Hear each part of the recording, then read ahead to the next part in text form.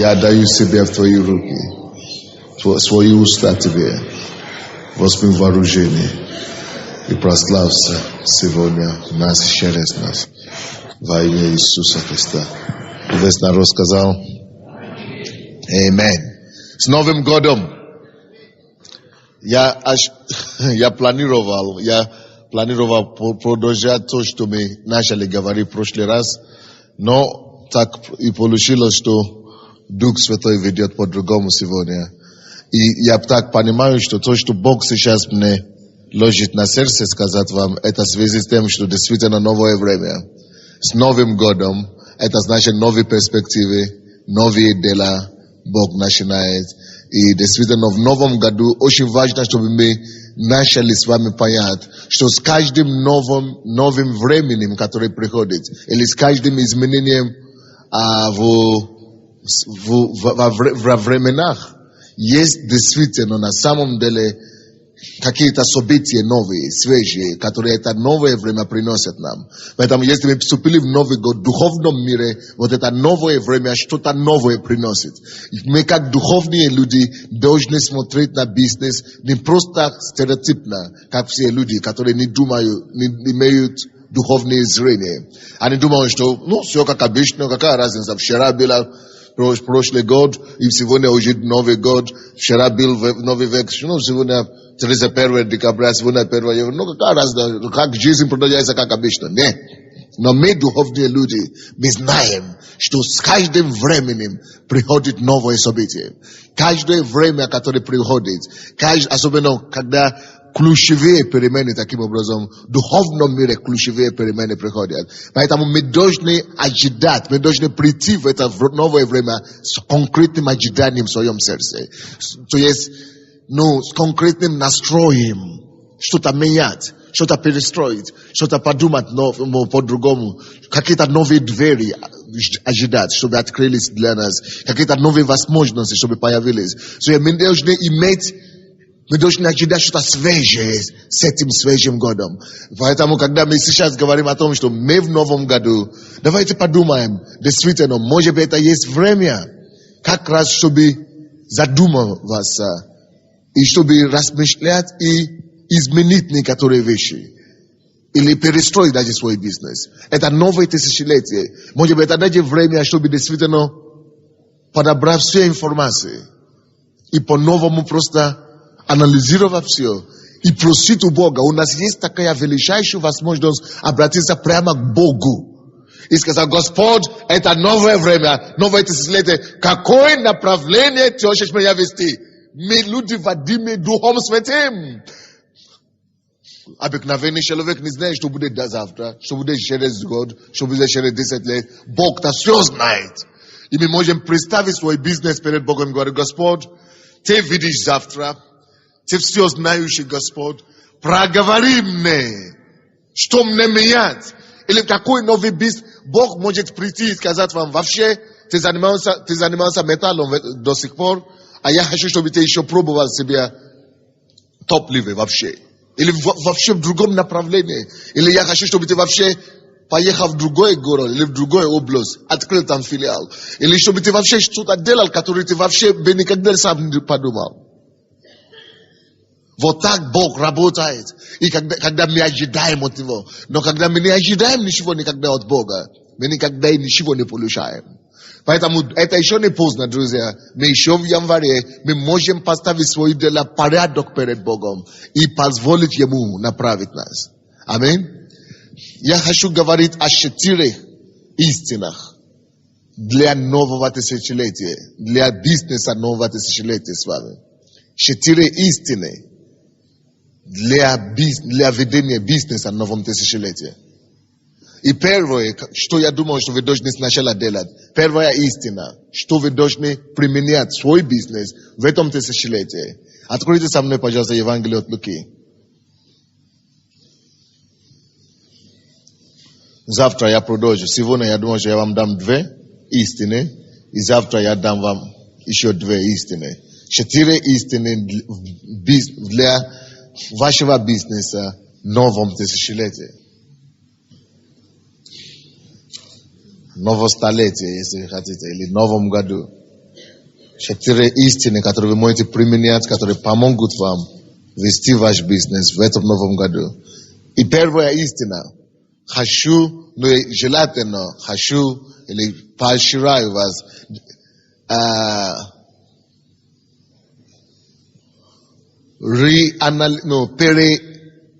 переанализировать или делать переоценку своего видения, своего нынешнего видения.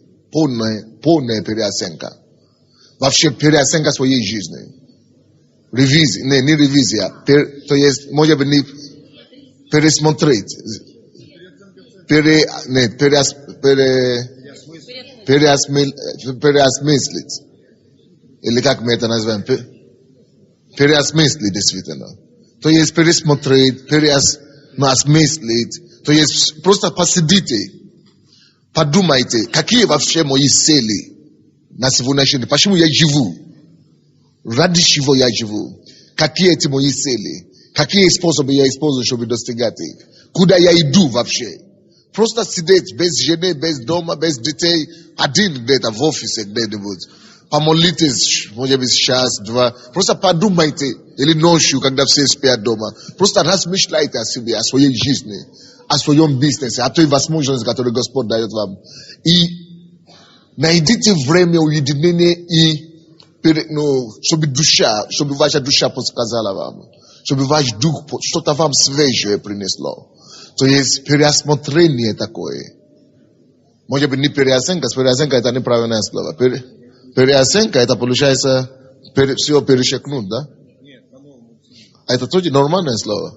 Нормальное слово, да? То есть по-новому оценить, действительно. Переоценка, анализ, то есть не просто анализ, переоценка, пересмотрение, все.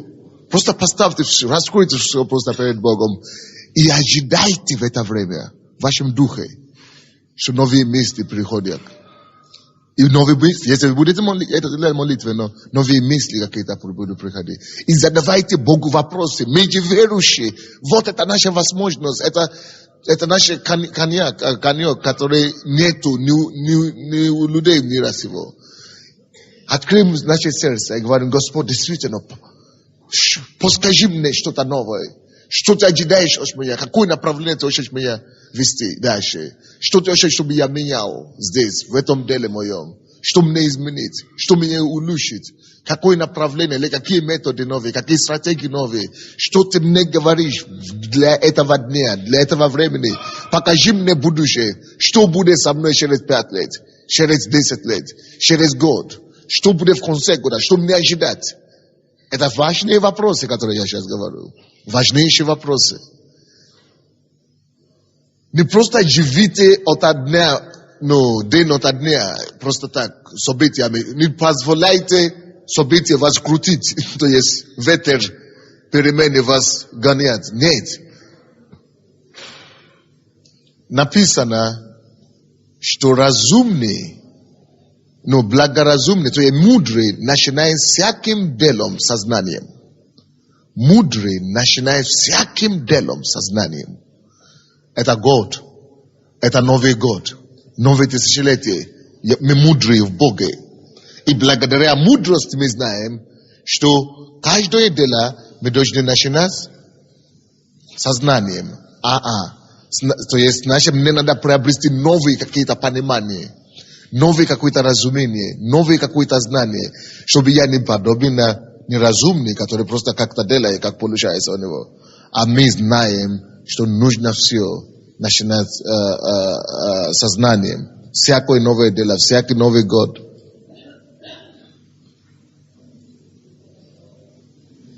Евангелие от Луки, который мы говорили, 14-28. Ибо кто из вас, желая построить башню, не сядет прежде и не вычислит издержек? Имеет ли он, что нужно для совершения ее? Дабы, когда положит основание и не возможет совершить, все видящие не стали смеяться над ним, говоря: этот человек начал строить и не мог окончить.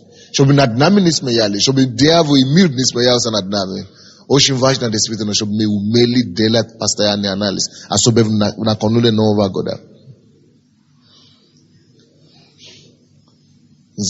Никогда не смущайтесь делать переоценку. И никогда не бойтесь это дело. Это нормальный процесс в бизнесе. И не только в начале года, когда Бог будет побуждать вам это дело. И вообще в начале нового сезона, любые бизнесы, новое дело любое. И не бойтесь требовать это у ваших работников. Просто иногда вам надо сажать их за стол, какое-то собрание ваших партнеров или собрание, не знаю, ваших директоров или собрание ваших реализаторов или дистрибьюторов. Просто говорят, давайте все, раскройте ваши книги, раскройте ваши тетради, раскройте ваши журналы, рассказывайте мне, что вы делаете, как, что. И вы найдете столько вещей, которые нужно будет направлять или исправлять. Сколько вещей нужно делать по-новому. Вы сами увидите это в них. Но если вы сами это не сделаете, и если вы сами не потребуете это у людей, само собой ничего не будет. Так что если вы это еще не делали в новом году, соберите ваших людей и давайте это сделаем. Требуйте просто у людей. Дайте им неделю, чтобы подготовились. Пускай они пришли со своими, не просто пришли со счетом, как обычно, но чтобы они пришли с новым видением их, что они ожидают следующее, что они планируют делать, какие у них цели, как они видят дальнейшего развития.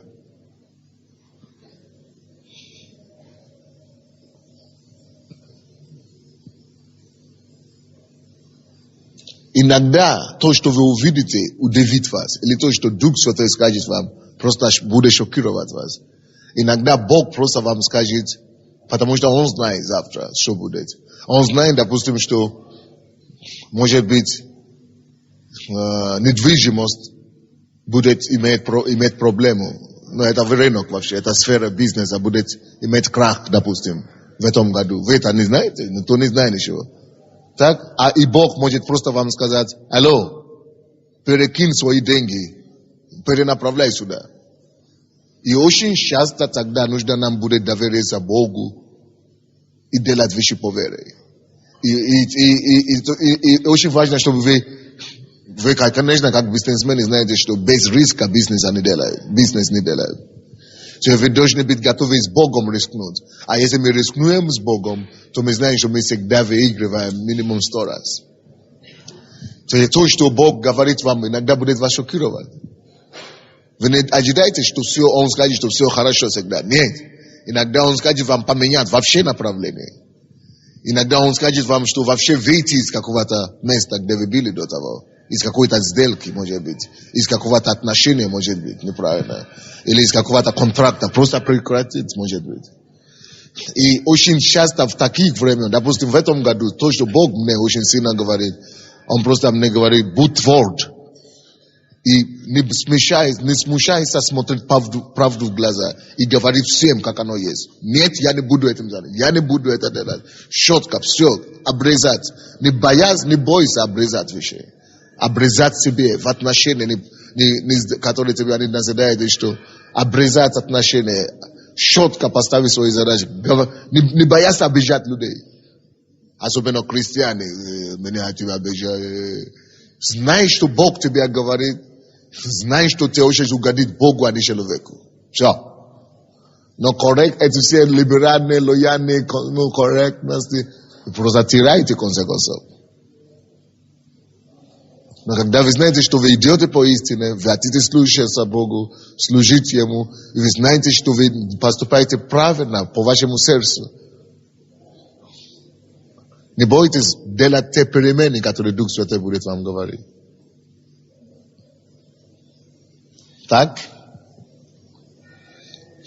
Но самое главное, что я еще сказал в этом, когда вы делаете переоценки, то есть когда вы переанализ своей деятельности в этом новом году, очень важно, чтобы вы заметили то, что я сейчас скажу. Очень важно, чтобы вы смотрели и начинали новое время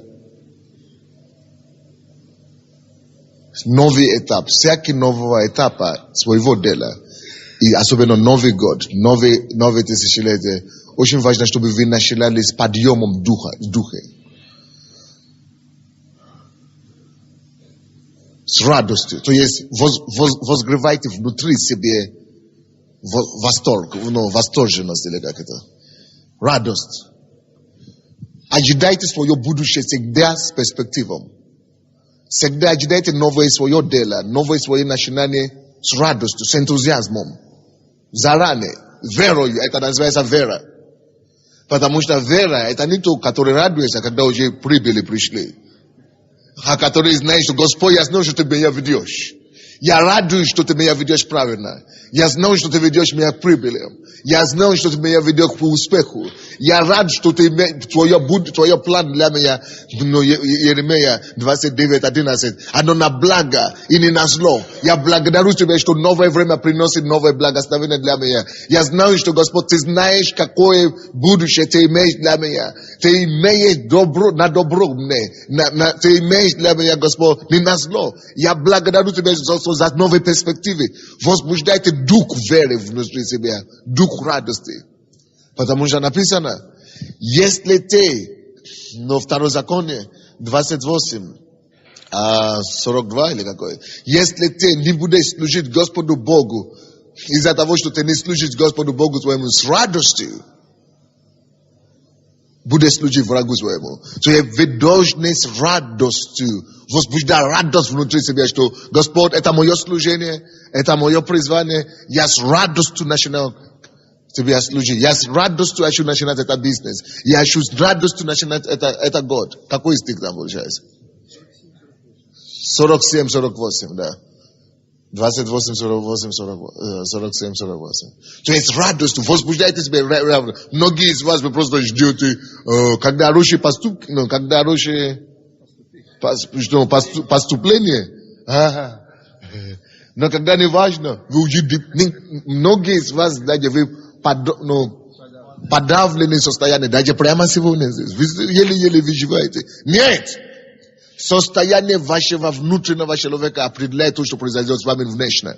Мы духовные люди, мы это знаем. Наше духовное и душевное состояние определит то, что придет к нам. Поэтому, если ты уходишь в унынном духе, твой бизнес будет в таком же унынном состоянии. Но если ты ходишь в возгоренном состоянии, радостном, возбужденном состоянии Бога, что радуясь, Господи, что я благодарю Тебя за перспективы, которые Ты откроешь мне. Я благодарю Тебя за новые двери. Я благодарю Тебя, Господь, что Ты ведешь меня. Я благодарю Тебя, Господь, что вот лучшее ждет меня, лучшее ждет меня, лучшее впереди меня. Вот. Ты в этом радости, это вера. Вера есть. Ожидание, как-то, осуществление ожидаемого и уверенность в невидимом. Ты не видишь ничего еще, но уверенность в невидимом. Я знаю, это успех ждет меня. Я знаю, рост ждет меня. Я знаю, что я утвержду Божье царство в этом году. Я благодарю Тебя, Господь, за прорыв, который я имею. А это уверенность в невидимом. И ты уже радуешься в этом уверенности. И это поэтому то, о чем ты радуешься, потом поступает к тебе. То есть, принесите Божью волну, духовную волну, свой бизнес, через вашу энергию внутреннюю. Энергия Духа Святого, которая у вас. Радость, это сильнейшая энергия. Написано, что, Исайя, 12 глава, 3 стих, написано, что ибо мы, или 4 стих, 3-4 стих, что мы с радостью черпаем с источника спасения. То есть источник в Боге. Есть источник в Боге. И радость помогает нам черпать это дело. Черпать. И вы можете черпать источник, который запас и резервы, которые у вас, у Бога есть для вас в бизнесе. Резерв, который у Бога есть для вас, перспективы, которые у Господа есть для вас. Нужно это черпать только с радостью. С радостью черпаем. Черпаем с источника радости. С источника, это самое спасение. Мы берем, это радость. Вы ожидаете с новой энергией, с энтузиазмом, ведите свою войну. Ведите свои ванны разумения, ведите свое дело, свое служение, свое это самое. Но если вы пребываете в этом состоянии радости, да? И вдруг вы идете на сделку какую-то. И тут появляется у вас озабоченность какая-то. Или беспокойство. Это уже сигнал от Духа Святого. Я-то вышел из дома в хорошем состоянии. Я молился, я радовался сегодня, я сам себе радостный, я возбудил себя. И вдруг внутри идет тревога или беспокойство. Значит, что-то нехорошо уже тут пахнет. Это Дух Святой меня предупреждает о чем-то. Но если вы без этого уже в унынном состоянии, и когда даже Дух Святой вас предупреждает о чем-то, и тревога приходит в ваше сердце, то вы даже вы уже не знаете разницу, потому что без этого вы уже в депрессии до того. Поэтому что говорит Дух Святой или ваша плоть, вы уже не разберетесь. Но когда вы в хорошем состоянии, вы в хорошем духе, и Дух Святой уже бьет тревогу, вы знаете уже разницу между радостью, энтузиазмом, восторженностью и тревогой. Это значит, Дух Святой вас останавливает, что эта сделка не твоя. Один бизнесмен, я встретил его в Англии, несколько лет тому назад, он говорил, с тех пор, как он, по-моему, 25 лет, он уже в бизнесе, будучи верующий, а он был парикмахер, обыкновенный парикмахер, да? Я никогда не знал, что человек может стать миллионером от парикмахера. Никогда в жизни, если бы кто-то сказал, я бы сказал, никогда в жизни, не может быть. Но мы бы украли, что-то обманул начальника. Но он был верующий. И он сейчас крупнейший миллионер. А он просто начал, потому он работал мастером в каком-то салоне. Он говорит, когда я спасся, я пришел к Богу. Пил. Но моя жена у него, он говорит, я не мог разбираться, как Дух Святой говорит или что. Но он говорит, моя жена всегда имеет чувство какое-то. И когда я прихожу домой, рассказывал, что получится 100%, и жена говорит, а я чувствую, что что-то не так. Я говорю, нет, ты не поймешь, ты не разбираешься. Ты такая, ты все равно, не надо мне мешать, я вот тут разбираюсь. Он говорит, потом я прихожу, уже стыдно жене рассказать, что не получилось. Он говорит, когда я уже,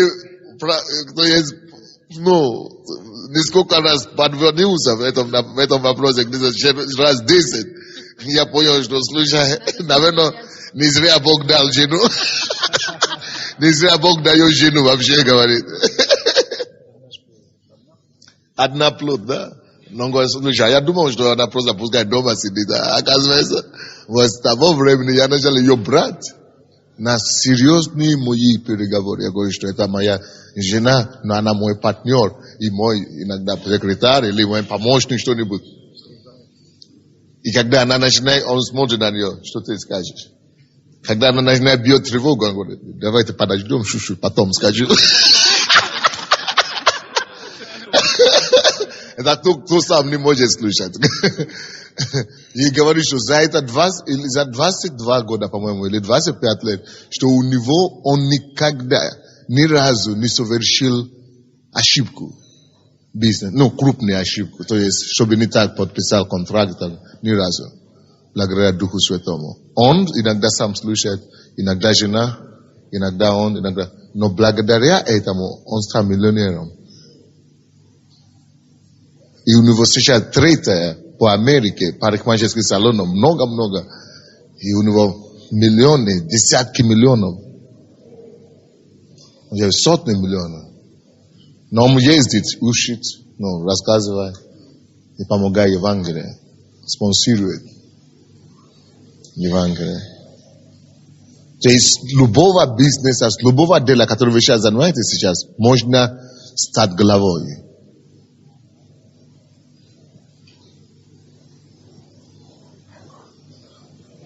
Я хочу сказать в связи с этим, что если вы не можете начинать новые дела или новый бизнес восторгом, с радостью, или вообще-то если ваш бизнес или занятие, которое вы делаете, оно не возбуждает вас, радость, не тратите вашу жизнь на это дело. Не стоит. Любое дело, любое занятие, которое вы занимаетесь просто лишь бы что-то чем-то заниматься, и оно вас не составляет вас, не побуждает вас встать с утра и бежать, не заставляет вас думать лишнее время, вы не думаете о нем, вы не думаете о его перспективе, оно не возбуждает вас, оно вы мысли об этом вас не радует и не приводит в восторг, это трата времени. И поскорее, как можно скорее вы туда удретесь, тем быстрее, тем лучше для вашей судьбы, будущей жизни. Потому что вы можете вот так тратить запусту ваши веки, не дай Бог. Ваши годы. Так что сделайте ваше дело с перспективой, внутренней радостью. Найдите то дело, которое возбуждает вас, которое побуждает ревность вас, которое действительно вдохновляет вас. Это ваше дело, значит. Вторая истина, первая истина вот об этом, да? Делайте реэвалюация, или как бы переоценка, переосмысление в новом году. Давайте это сделаем. Не бойтесь это делать, и не бойтесь изменения, не бойтесь исправления, не бойтесь изменить то, что Бог вам покажет.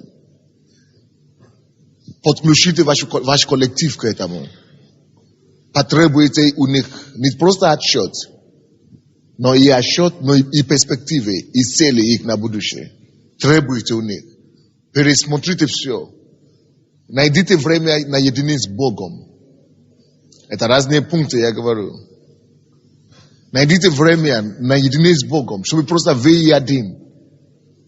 И подключите вашего духовного партнера, Духа Святого. Раскладывайте все перед Ним. Сходите во все планы мои пока. Чем я занимаюсь пока, чем я живу пока. Но что ты хотел бы исправить там? Что ты хотел бы добавить? Что ты хотел бы корректировать? Дух Божий, что-нибудь говори мне. Или может быть какое-то новое направление, какие-то новые дела, какие-то новые шаги. Он ваш старший партнер. Вы всего лишь у него менеджер.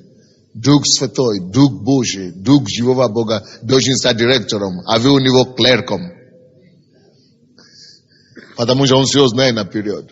Пускай он принимает решение, а вы станете исполнителем. Тогда как это парикмахер, который стал миллионером, у вас не будет никакой проигрыша.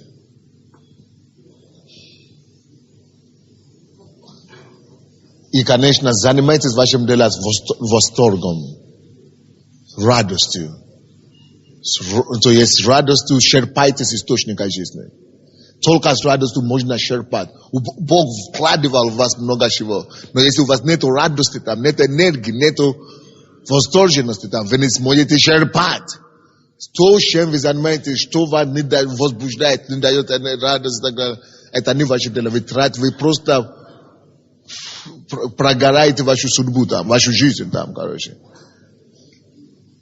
То, что вас не возбуждает, не радует, когда вы занимаетесь, это не ваше дело. Второй истины, которой я сегодня хотел бы коснуться. Как бы вам тяжело не было сейчас, или может быть даже после этого анализа, который вы сейчас будете делать, да? Или переоценка, которую вы будете делать, вы можете вдруг вы обнаружите, или вы уже обнаружили, или вы уже в этом состоянии, что вы вообще на нуле. Что все так плохо, что отбросит все. Вы знаете, что это свое дело, это мое, но не получается и не получается. Что мне делать, Господи? Кроме того, что я еще помолюсь за вас, конечно, сегодня я не буду молиться, завтра, потому что надо получить все 4 пункта, а потом помолиться. Так? Поэтому, если кроме того, что мы будем молиться, что можно еще делать? Что делать? Вы знаете, что это мое дело, это мой бизнес, это мое призвание заниматься бизнесом. Я знаю, что это я в правильном положении, но что-то не получится, что есть тяжелое состояние. Бывает же такое, да? Вот, тем более, что Новый год, новое тысячелетие, а у меня не то что перспектив, вообще никак, да? Что делать? Это вторая истина, которую нужно заметить вам в этом новом году, которую вам нужно применять своему бизнесу, в этом новом тысячелетии. Это все это знают, то, что я сейчас скажу. Но нужно заметить, нужно запомнить его. Исайя 28:10. Исайя 28:10.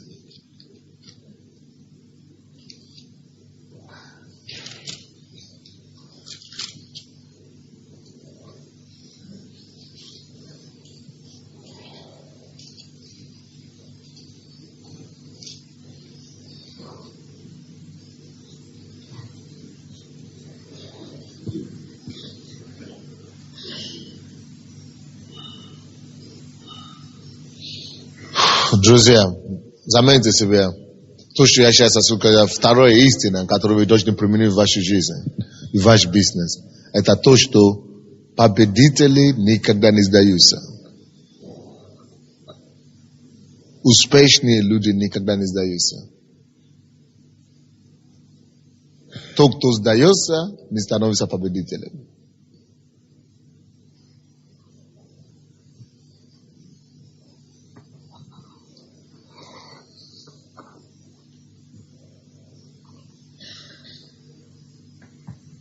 Но здесь, в этом стихе, который я говорю, написано это по-другому. Ибо все заповедь на заповедь. Заповедь на заповедь. Правила на правила. Правила на правила. Тут немного и там немного.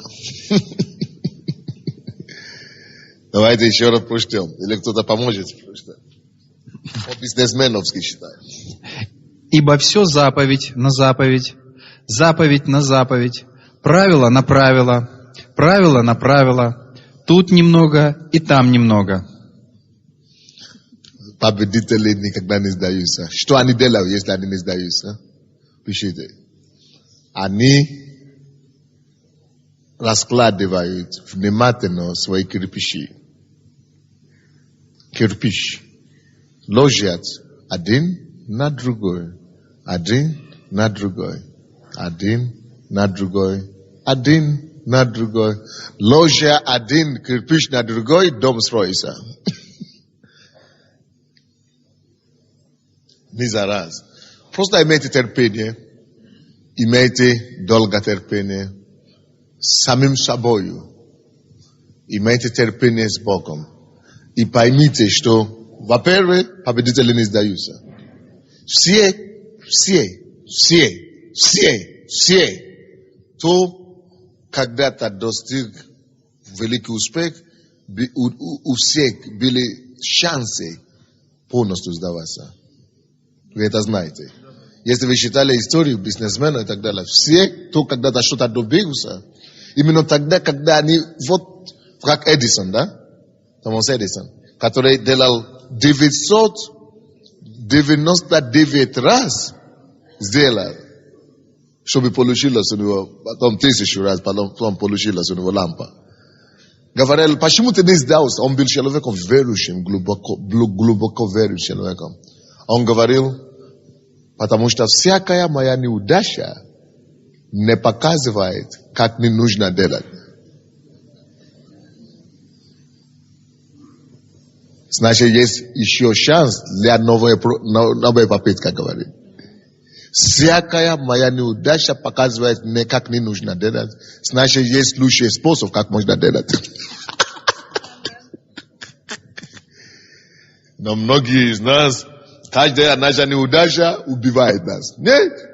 Это просто показывает нам один секрет, как не нужно делать. Слава Богу, я выяснил.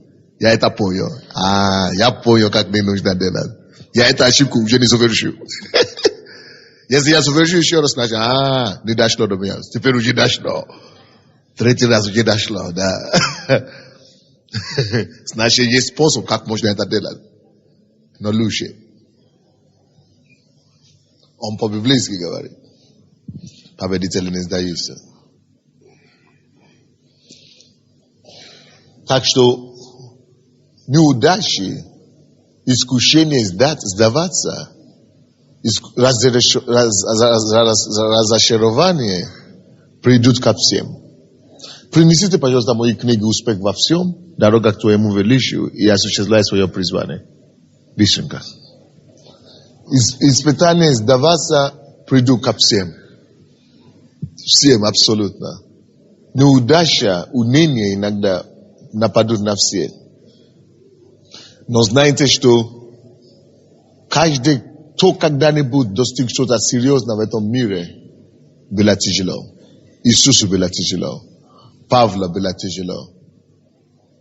Но благодаря терпению и долготерпению и качеству того, чтобы не сдаваться, они стали такими великанами, как мы сейчас их знаем. Вы тоже станете великанами в Боге во имя Иисуса и в вашем деле. Аминь.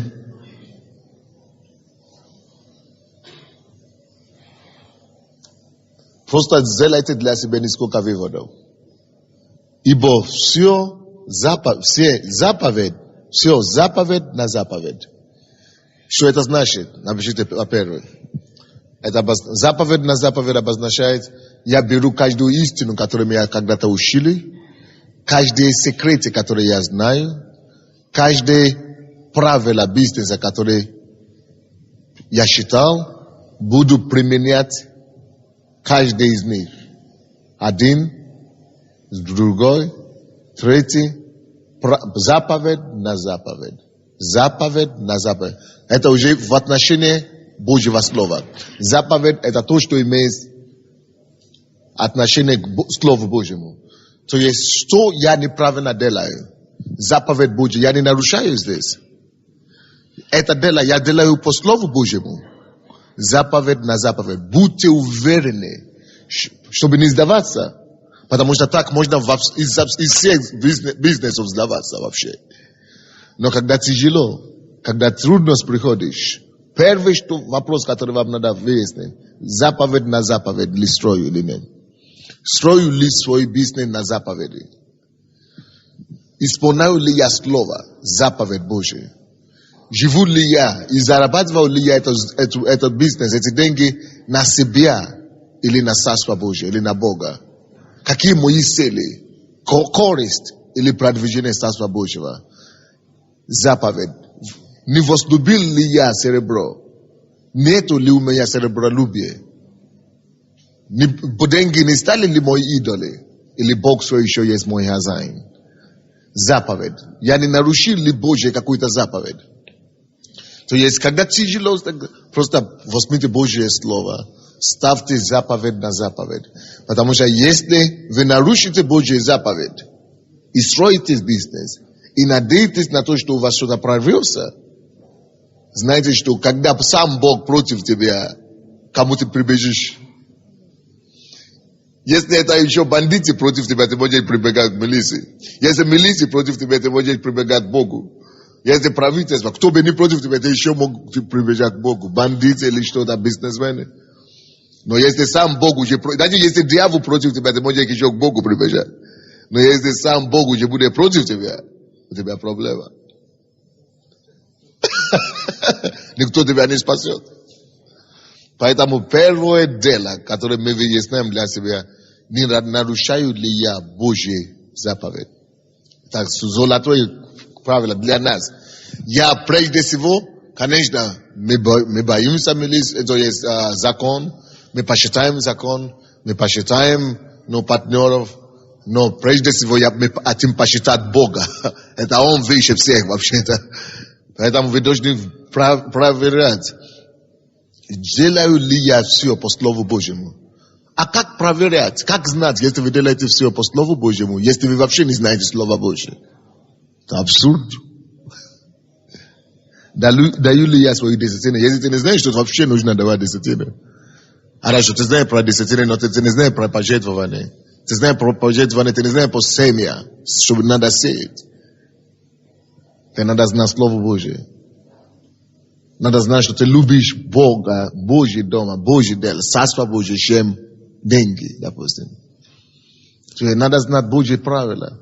То есть заповедь на заповедь И если ты будешь строить свой бизнес, тяжело, победитель не сдаются. Что он делает? Он делает шаг за шагом, заповедь на заповедь. Я беру все Слово Божье, которое я знаю, которое мне открыто, которое мне научили, и я знаю, что все, я строю все, заповедь на заповедь.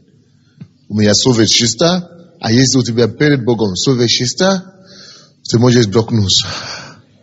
Потому что Он все равно тебя выведет, рано или поздно.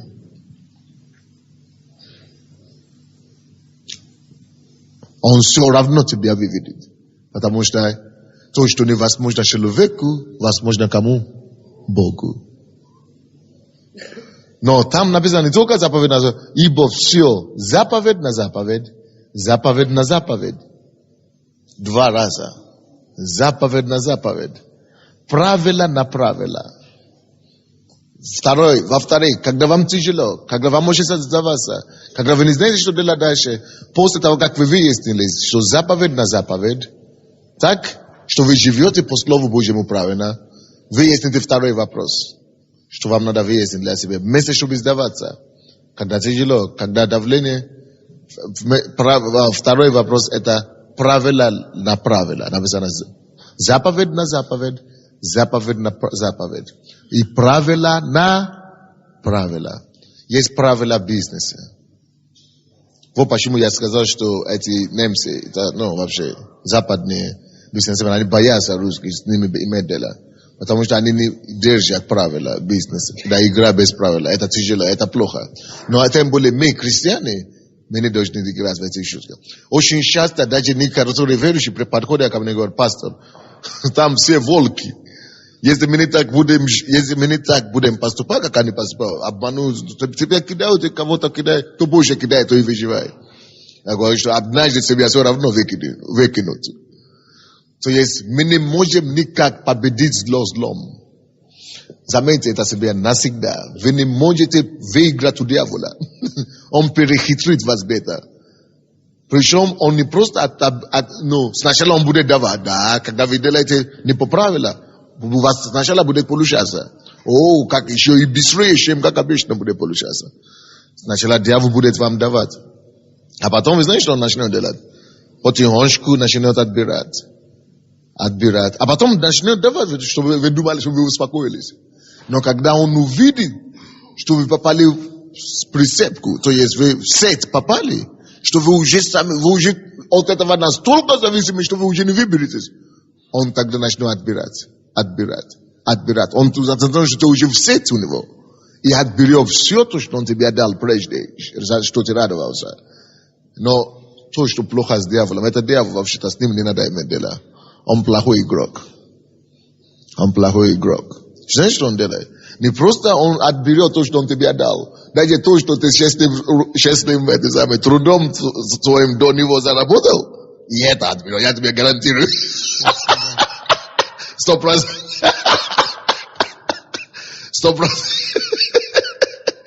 100%. Потому что дьявол, он плохой дьявол, полностью. Ты не можешь с ним сотрудничать и не быть в выигрыше.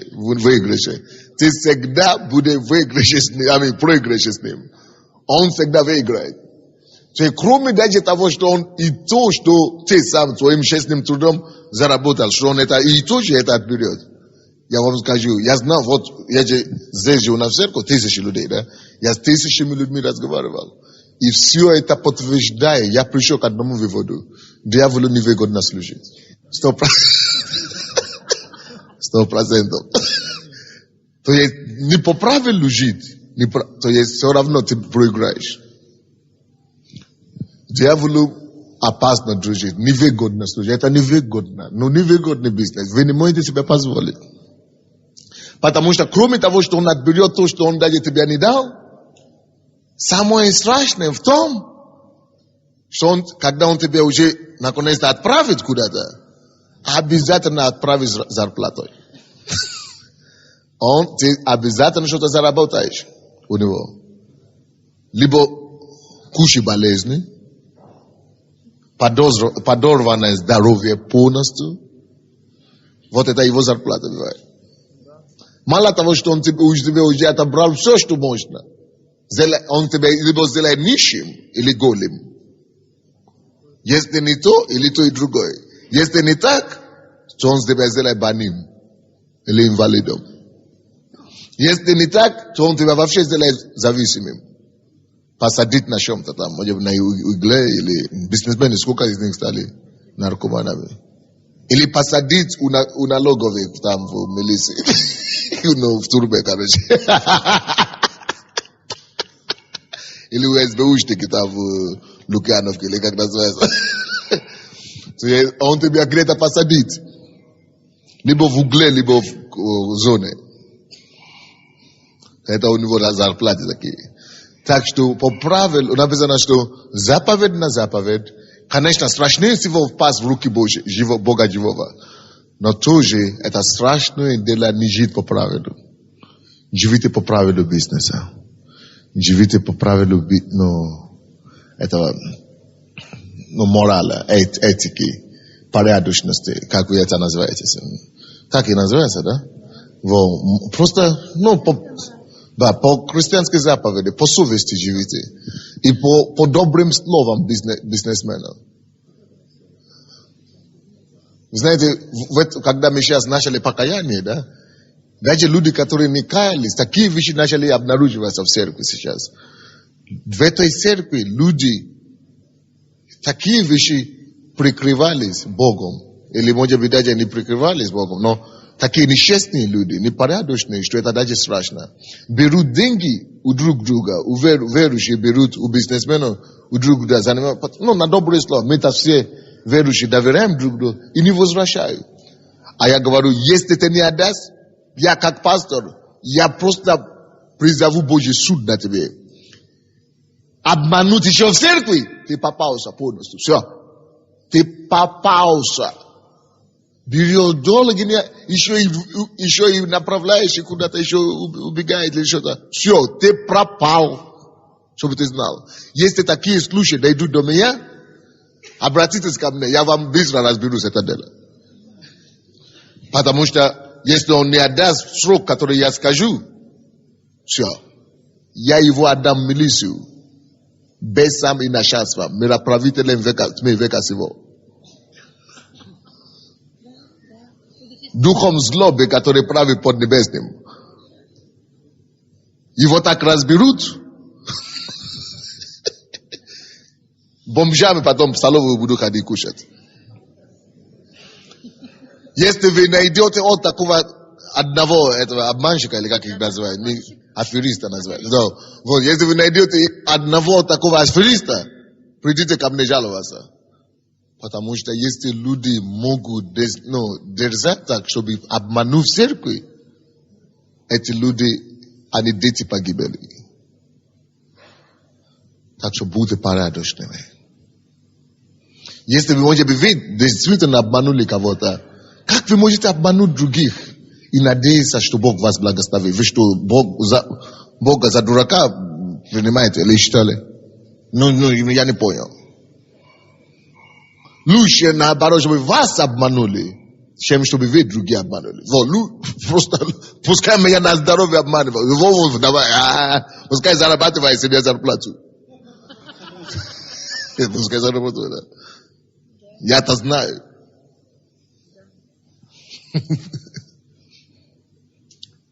Заповедь на заповедь, заповедь на заповедь и правила на правила. Исправьте эти все вещи. Если вы видите, что вы помните сначала, победитель не сдается.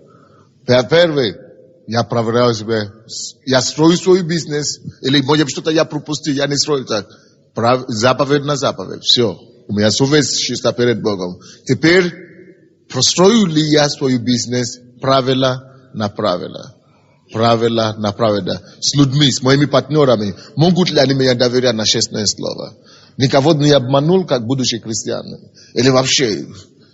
Если даже я кого-то обманул, не по моей вине, или несознательно, или сознательно, подойдите к этим людям, покайтесь перед ним.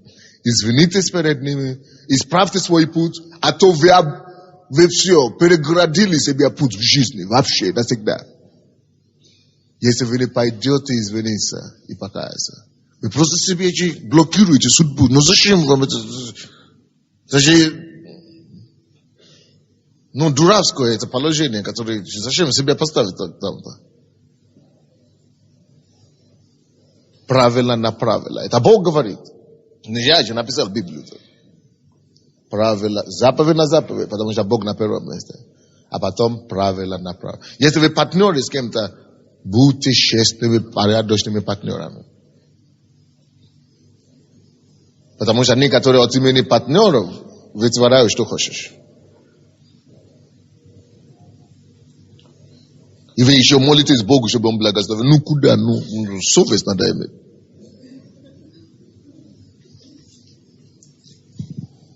Правила на правила, а потом третий. Тут немного, и там немного. Если вы эти две вещи поставите на место, заповедь на заповедь, правила на заповедь, правила на правила, то вы начнете приобретать. Но заметьте себе, что не валом, дождем, градом, вообще все, сразу у вас будет миллионы. Тут немного, и там немного. Да, везде. Тут немного. Имейте терпение и знайте, что через терпение и через жизни по правилу и жизни по заповеду, бизнес строится по правилу и по заповеду, вы приобретете рано или поздно. Может быть, вначале это будет тут немного и там немного, но соберись достаточного времени, там немного, и тут немного, ты обнаружишь, что у тебя потом уже много в общем сложности будет. И это также, заметьте себя еще одну истину тут, что будьте осторожны от менталитета мгновенного обогащения. Это то, что было здесь в 90-е годы, 91-й, 92-й, 93-й. Это когда ребята, бриты такие, они, без волоса ходили, как это называется, бриты головитые. Да, и кожаные куртки такие бегали по городу, и все на BMW, на Mercedes катались. Сколько тебе лет? 21 год. А тебе 22, а тебе 20, а тебе 18 вообще. Откуда тебе деньги? Теперь все сидят. Не ищите быстрые деньги, потому что быстрые деньги, как они быстро приходят, так они быстро улетают. Мне один парень говорил, что у меня был 2 Mercedes за 600. Я говорю, а где они? Я что-то не похоже. Он говорит, да, посмотрите на моей жены. Я смотрю на его жену, говорю, где же они? Что случилось? Куда ты, где ты дома за границу и так далее? Что случилось, что ты такой? Он говорит, потому что, пастор, вы знаете, эти 2 Мерседеса сейчас катаются по венам, говорит. Катается, говорит, по венам. Я говорю, хорошо сказано. Он говорит, что мне еще и повезло. Он говорит, все мои ребята, которые у нас были в бригаде, у нас было 250 человек. Он говорит, что 50% все перестреляны.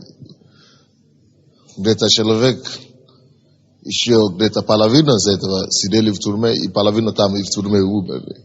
Или половина выходили и там опять умерли. А остальные мы все были на угле. Кто-то там выскочил где-то.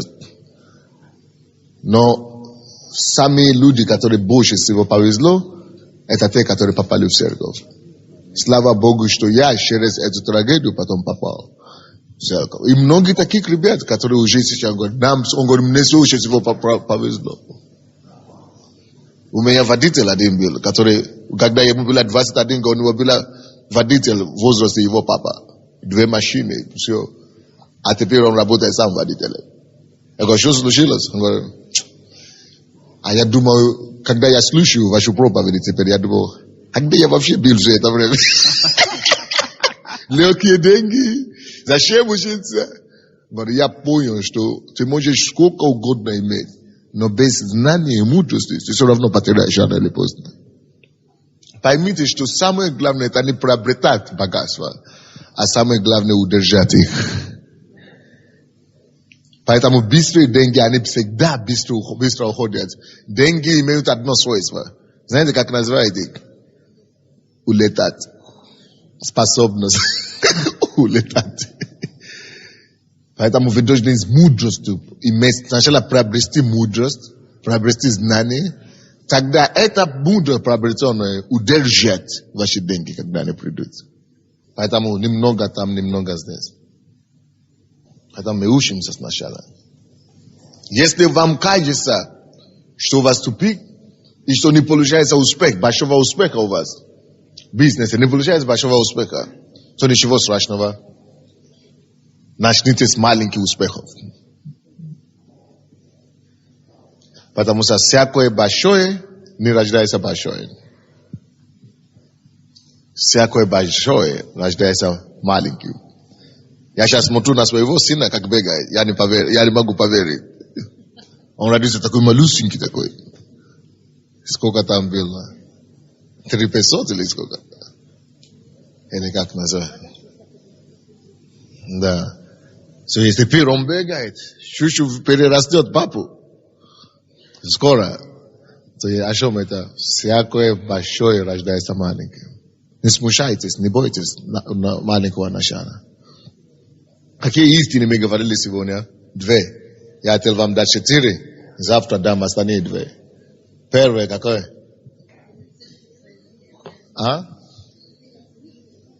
Переосмысливание, переоценка.